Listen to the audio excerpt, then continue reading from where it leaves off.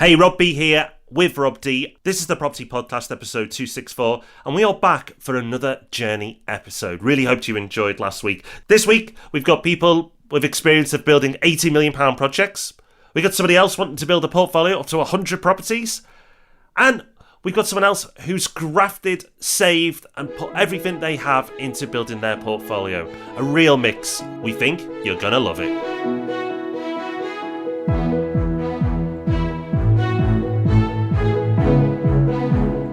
Yes, welcome to the Property Podcast, where every Thursday, property hubbers come together to get informed and inspired.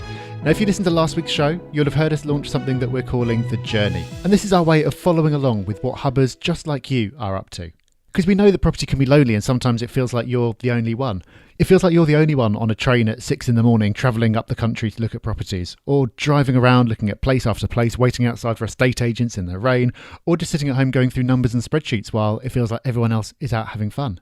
Well, it might feel like you're the only one, but you're not. You're part of a community of thousands of people all doing something very similar. And this episode is our way of bringing that to life for you. Like last week, the people we're going to hear from are at all different stages of their property journey. But just like last week, they're people, just like you, who had to start somewhere. So who have you got this week? Well, first up, we've got Steve.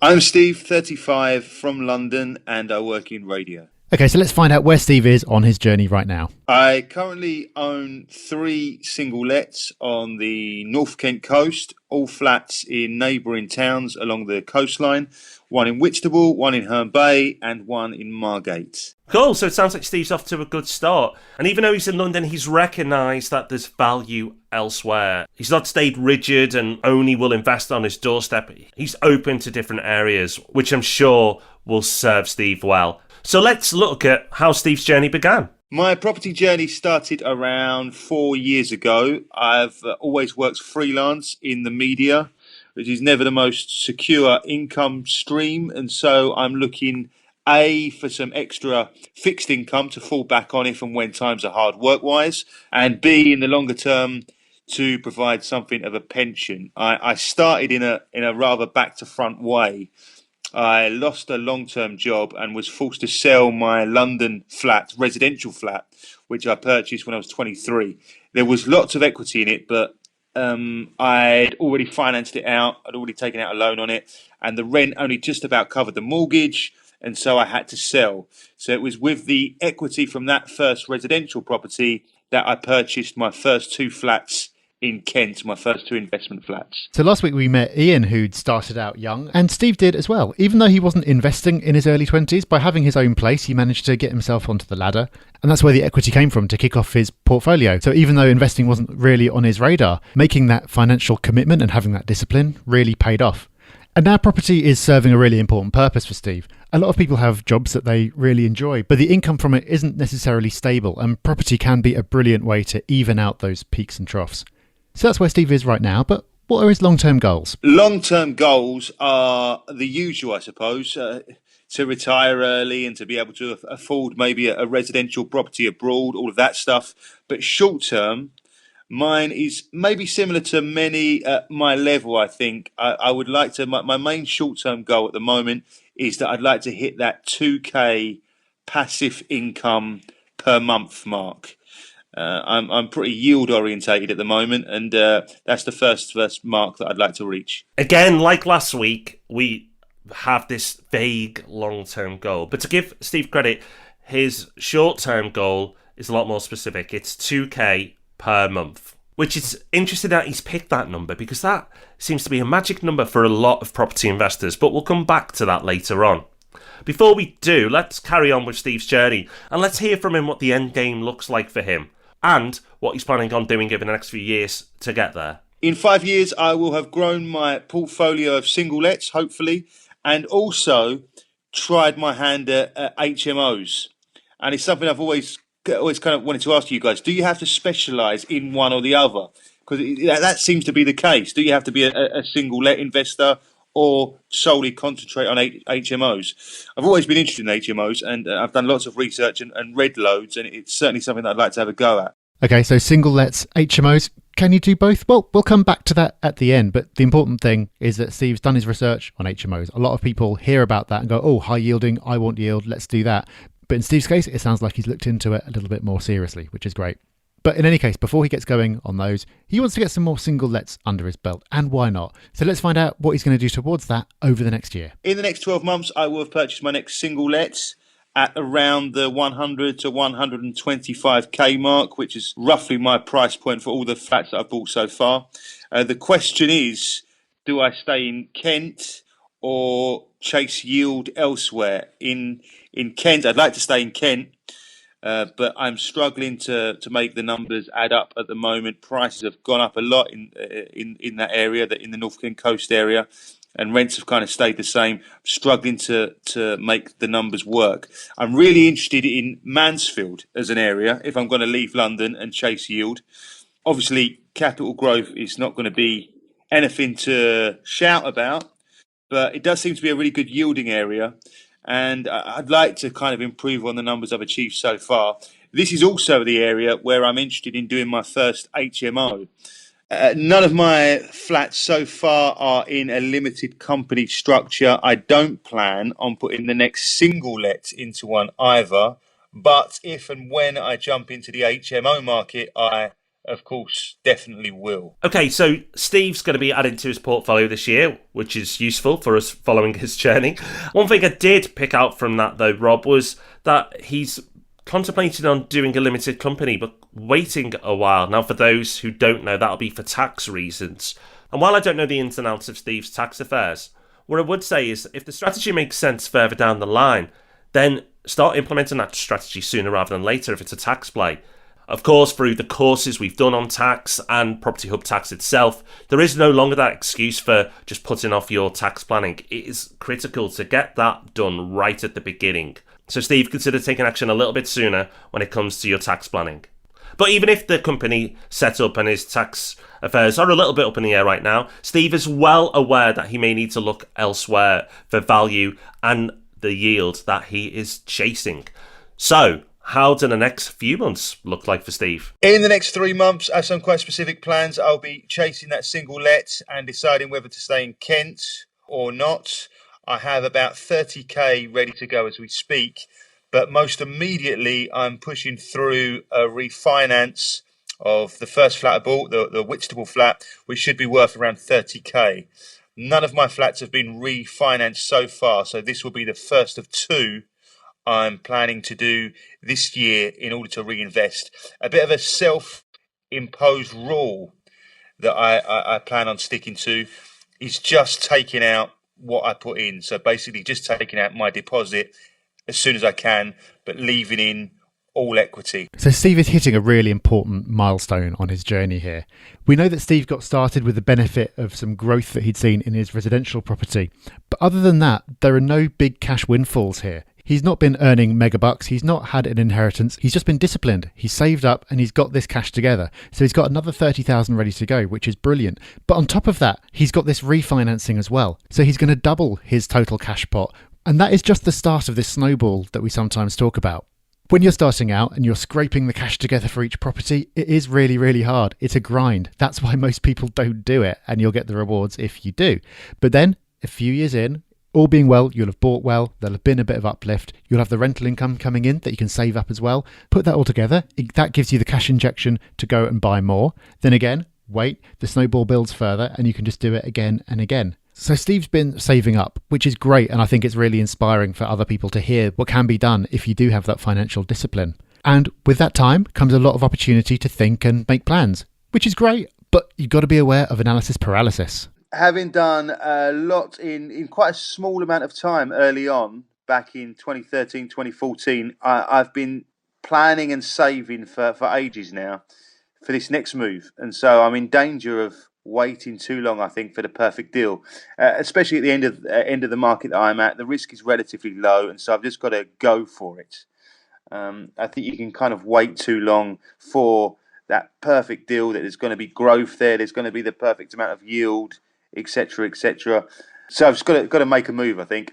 Steve's right. You can wait too long for the perfect deal. In fact, you'll wait forever because the perfect deal does not exist. There is no such thing as a perfect deal in property. You're looking for very good. If you want to find a reason not to invest in a deal or a property, you'll always find one. There is no such thing as perfect. So it's great that Steve has realised this, and it's not going to hold him back from taking action. So quite a bit to talk about there with Steve's journey. One of the things I wanted to pick up on, Rob, is Steve's change in direction from single lets to HMOs. I'd be interested to hear what you think. Should he look at the dual approach, or should he fully commit to the next part of his journey now? Well, the great thing is Steve's got a base. He's got those single lets. So even if he decides for some reason that HMOs aren't for him, he can just keep doing what he's doing now. Keep expanding that portfolio as the snowball builds. There's no reason, though, not to step on the accelerator a little bit. Now he's got that experience, HMOs would be a perfectly reasonable thing to do and would get him to that magic number a little bit faster. There's, of course, more things to be aware of with HMOs, so the management is more intensive. There might be things to note about planning. Finance can be a little bit more restricted, but that's okay. Steve's been doing his research and he's already got a base of experience, so it's just a case of layering that on top. The important thing is that both types of property are in pursuit of a common goal. So he's got his eyes set on this initial 2k a month figure, and he's just seeing HMOs as a way of speeding towards that number. What I'd be concerned about was if he seemed to be chasing two different things at once. So if he was talking about capital growth and how that was really important to him, and then talking about HMOs, it would seem like he wasn't clear about what he wanted, and I'd be concerned that he was just having his head turned by different strategies that he talked about. In this case, it seems to make total sense. HMOs are just a potential opportunity to step on the gas a little bit. So that's one transition that Steve might be going through. Another is potentially shifting location. But the good thing, Rob, is he wasn't just buying in his backyard to start with. He went to an area that worked at the time, so he's already comfortable with the idea of investing away from home. Which is brilliant to see because it's so important. We've said it time and time again on the podcast before, but the chances of your local area being the best place to invest right now, the chances are close to zero. And now Steve hasn't gone 400 miles away. He's gone just a bit further out from London. So it just shows you don't have to then go from one extreme to the other. Like, I'll invest in the next street and now I'm going to invest in Scotland. You know, he's not done that. But he has been open to looking at areas that he's had to research, had to read up on. But he's done that and it's paid off for him. And for people who are starting out, yes, investing full stop can be quite intimidating. And investing somewhere that you don't really know that well is even more intimidating. But if you put that time and effort into the research and build your confidence up, it can be really worthwhile doing. Finally, Rob, there's loads going on for Steve there, and it's a great journey, and I'm really looking forward to following this one. But he mentioned this 2k number, and it's strange because I probably wouldn't have picked this out before Steve had mentioned it, but it just seems to be a number that comes up a lot for property investors. Yeah, it is a number that we hear a lot. And I think it comes up a lot because it represents for a lot of people what feels like the minimum baseline amount of money that they need to get by. Now, of course, for some people it'll be higher, for some it'll be lower, and everyone would like to have a little bit more. But a lot of people, I think, feel that if they just had $2,000 a month coming in, that would be enough to survive on if they needed to. So if they lost their job, or they wanted to take some time out of work for some reason, or if they just wanted to go part-time, it gives options and it gives a certain amount of security. And it's a great short to medium term goal to have because it's meaningful. If you get there, that'll put your life in a very different position. Okay, big thank you to Steve. Really looking forward to following your journey and how you move forward from here. Next up, we've got Chris. I'm Chris. I'm 33. I live in London, but as you could tell from the accent, I'm originally from Scotland, near to Glasgow, an area called Ayrshire. And I work in finance, I guess I would call fund manager. Okay, so at this point in meeting Chris, he's been on his journey now for about 12 months. So I started around this time last year. Given London house prices and my view on the economy, I guess, I have no interest in buying a property in London right now. So I wanted to build a separate income. And so last year I started buying properties. Currently own 3, looking to at least double that this year and then continue to double it every year until I hit 40 and then sail off into the sun. Okay, it's an amazing start for Chris and really ambitious plans too. He's done something that we haven't really heard yet. He's put a timescale in place for his plans. So that's great to see. So let's start at the beginning because that's always a good place to start. and find out what prompted him to do this. So I started a couple of reasons. One, I work in finance, but on market side. So I'm very much aware of job cuts, job security, and a real lack of. When I joined the finance industry at an investment bank, it was 2008. And I've saw so many job cuts over that period that I felt I need some sort of hedge, a backup, should anything go wrong. And secondly, like many people, I have read various books, Rich Dad, 4 Hour Work Week, etc. And it's that type of book that gets the ideas flowing. A motivation there that a lot of people can relate to, I'm sure. Now, Chris has some pretty big plans over the next few months, with property only being a part of that. Ultimately, I want to be able to get, certainly in the next couple of years, I have a sort of target in my head of terms of monthly income that I want to make. I'm getting married later this year, so ideally I would like my wife to be able to give up work and not worry about money for a nanny, private school fees, all these type of London issues that are only associated with people in central London. But I don't want to have to worry about those type of things. And so creating an income stream from rental properties to offset starting a family, I guess. And then ultimately at some stage to give me the option to walk away from my career if I choose. And 2.5 months' time, I'm getting married. So my wife has put me on a property ban. So I'm not allowed to add to my portfolio currently. But I have found a block of flats that I'm going to view next week that looks interesting. So ideal scenario is that I can put in an offer that with a completion date on the wedding, and then I won't get into too much trouble. But right now it's just more probably going to be a case of keeping an eye on the market over the next 3 months and see if anything interesting comes up until my wedding is passed. Chris, you are absolutely our kind of guy.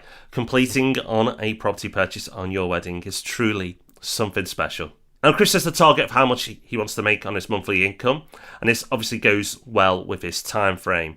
And we keep saying it, but it just shows you the importance of goals. And it's nice that he's got himself a little wedding gift in the form of a block of flats. But let's hear now what else he has in store for the next year. Like I said, my day job is in finance, so naturally I have an affiliation to Excel and spreadsheets. So I have it all modelled out as such in terms of when the rent income's coming in and how long it'll take me to build up to put a deposit on another place. So certainly by the end of the year, I'm looking to be around 10 properties. I have it done on an age scale in terms of wanting to double every year. He's not messing around, is he? From 3 to 10 and then doubling every year? This is pretty serious stuff. But the great thing is he's doing his planning. He's got an idea for how he's going to do it. And it's that magic combination that you need. You need to know what you want to do. Then you want to work back from there, spreadsheet it out if you're that way inclined, and figure out how you're actually going to go about doing it. And the big plans don't stop after this year. So in 5 years' time, I'm looking to, I guess, be not far off the 100 property mark, potentially more. Certainly be at a stage where the monthly income is more than substantial for me and my wife to give up our jobs if we wanted to.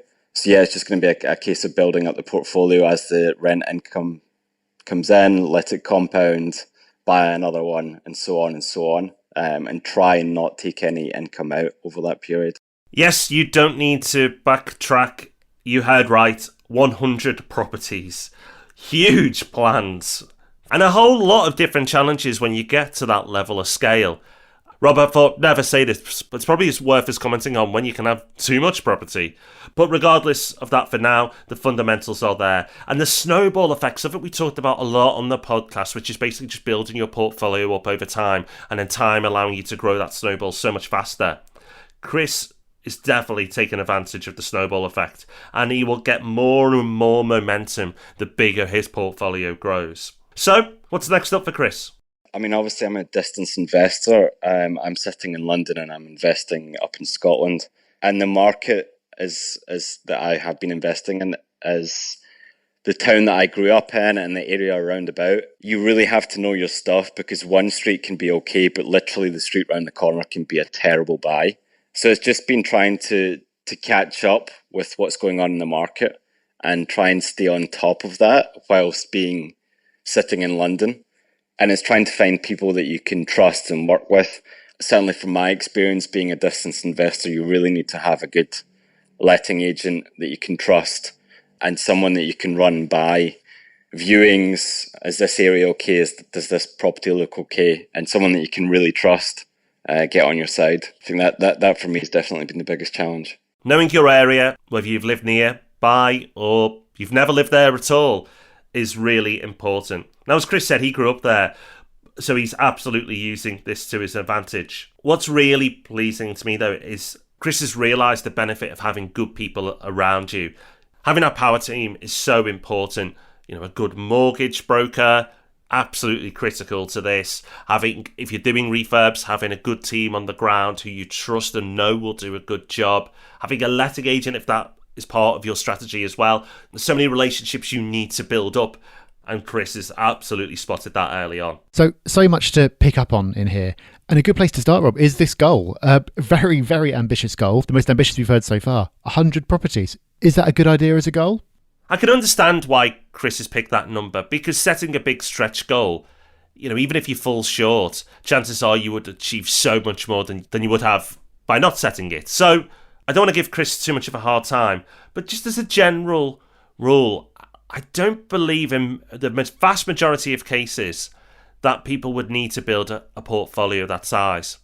And if you find that you actually do need 100 properties to hit your goals, then maybe you need to consider adapting your approach and looking at different strategies where you don't need quite as many. So, for example, if you were looking at £50,000 properties, could you achieve nearly the same sort of income at around 100,000? And if you can, then suddenly you've gone from 100 to 50 properties, which means you've got 50 less potential headaches. But to be clear, I'm a massive fan of big, scary goals. They're awesome to have. But can you be more efficient? That's always something you should be asking yourself. Is there a better way of achieving my goals? And something else that we heard about in there, which I think is worth picking up on, is the fact that Chris is investing from a distance. This is something that we talk about a lot, and it's something that more and more people are doing, because there are so many people who live in London and the South East who are being forced now to go into other areas. Now, that can be a logistically difficult thing to do, and it can be a scary thing to do as well. But Chris is being smart in how he picked his area. For a start, he's picked an area that he has some kind of knowledge of. So it's somewhere where, in his case, he used to live. So he's not starting completely from scratch. Building up knowledge of somewhere new is difficult. And if he's got years of the type of knowledge that you build up just passively by living somewhere, that's going to give him a head start. Really looking forward to following Chris's journey, not just because of the huge ambition involved in his project, but also following the Scottish market, something that we've not done a lot on the podcast. So it's really going to be interesting following his journey, investing up in Scotland. Now, last week we had an Ian, and it was Ian L. This week we've got another Ian, but it's Ian B. I'm Ian Briley, and I'm unfortunately 50 this year, and I'm from East Manchester, so particularly Saddleworth area of East Manchester, and for the last 10 years I've been running my own construction business. But since graduating from Leeds University, I have worked for most of the national contractors up and down the country, so people like Bovis, Balfour Beatty, people like that, and finished that sort of part of my journey in a fairly senior position, working on schemes up to £80 million, hospitals, schools, office blocks, you name it. I've sort of experienced it, so that's me, really. Okay, so Ian's got a lot of building experience, so a huge advantage, of course. So what impact has that had on his journey so far? On my personal property journey, I suppose that started in sort of 2007. So really, I am only on sort of around the first bend on my own personal journey. I sort of was an accidental investor. Again, working in construction, I didn't really think about property as an investment. Property was always a job. I never really thought it was as a potential investment. So in 2007, a friend of mine was struggling and he wanted to move. So I bought his house off him to help him move and became a landlord. And in his garden, I got permission to put 2 properties in his garden. So I sort of turned something that could have been quite mundane into something that was reasonably exciting for me. Yeah, as you do. Clearly, Ian's got an eye for an opportunity and spotted something that many people probably wouldn't have done. So that's really great to hear. An unconventional start in property then, but he's up and running. Let's hear what he's got planned for the next few years. Okay, so over the next 5 years, I suppose one of the main things for me is I'm endeavouring to work in a smarter fashion. What I mean by that is my construction business will only work for me, and while I own the business, it doesn't work for me. It works for external customers. So really, it's not working for me. So the challenge for me is to get to that point where it just works for me and me only on my projects, whether that be refurbs, whether that be new build, however I add value to a property. Love this. Ian's really turned his situation to his advantage. As we already touched on, his experience is going to play a huge part in his journey. So let's look at how he's going to do this. I've got two properties that I'm currently refurbing. So it's a bungalow. I'm in the process of having an extension to that. But I hope to finish that by the end of April and get that on the market. And then I have a house that I've managed to secure planning for another property in the. It's quite an extensive garden at the side, so I managed to secure planning for a bungalow in the garden. So I'm hoping to move on to that this year, possibly next year. So in terms of the short-term goals, those are the two that are really taking my time to see those through. So it's going to be a really busy few months for Ian. Let's find out what challenges he's faced so far. The biggest challenge is, I would say, motivation, staying positive. Because I've been involved in construction, I suppose it's like if you run or do any sport that you've done it day in, day out, it's very difficult to keep motivated sometimes. So staying motivated in the light of all the negative news that we get fed that affects business, that affects investors, that affects property, or that could affect property, that could affect landlords. Staying positive in the face of all that onslaught of negativity is one of the biggest challenges. But I've become a bit stoic in my thoughts, because really you can only control things that happen. There's no point worrying about something that's yet to happen or has happened. All you can control is how you react to what has happened, and that's what I'm trying to get my mind to, is just reacting to what happens. I'm not saying I'm not pre-planning or I'm trying to plan, but when things do happen, you just have to take a decision and make that decision the right decision. You can't worry whether it was the right decision. You have to make it the right decision. Really interesting that Ian's identified motivation as a challenge, because for most people, like we said, it's like, oh, I can't find the projects, or I don't have enough cash, or I'm so busy with work I don't have time. But motivation is such an important thing as well. And it's really good that Ian's aware of this, because it's something that he can work on. It's also interesting to see how people see property in such different ways, depending on where they've come from. Last week, for example, we heard from Sarah, who's coming in from another industry, and she's absolutely loving the process of property. For Ian, it's something that he's just done, and he's done it for a long time. So he sees it in a different way. So it sounds like Ian's got really big plans. It's really exciting. And I really hope he does put those blinkers on and get on with it, and not let anyone or anything in the media deter him from what he's doing, because he's doing something that is so exciting. So there we are, another 3 hubbers away on their journey. And we'll be hearing more from them and other hubbers over the next few months. There's so much knowledge and the lessons and advice and motivation to gain from them. We do say this all the time, but the big reason we wanted to do this is to make you aware that your goals are achievable. It won't be easy. That's not what we're saying.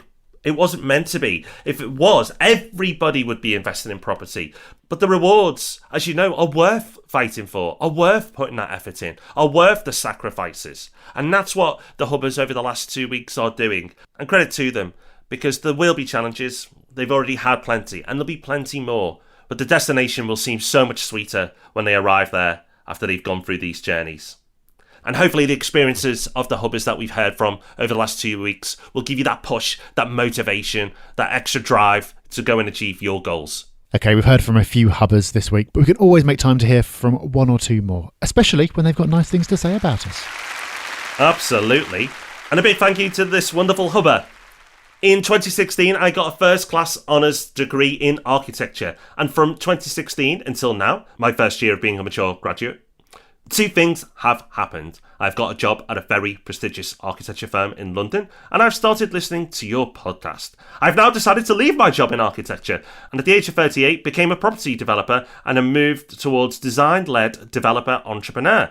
Your content over all the platforms and your delivery made this decision process easier and more informed. I've also met good, giving people at the meetup setup by yourselves. Thank you. Your work matters and is appreciated. Wowzers, what a review.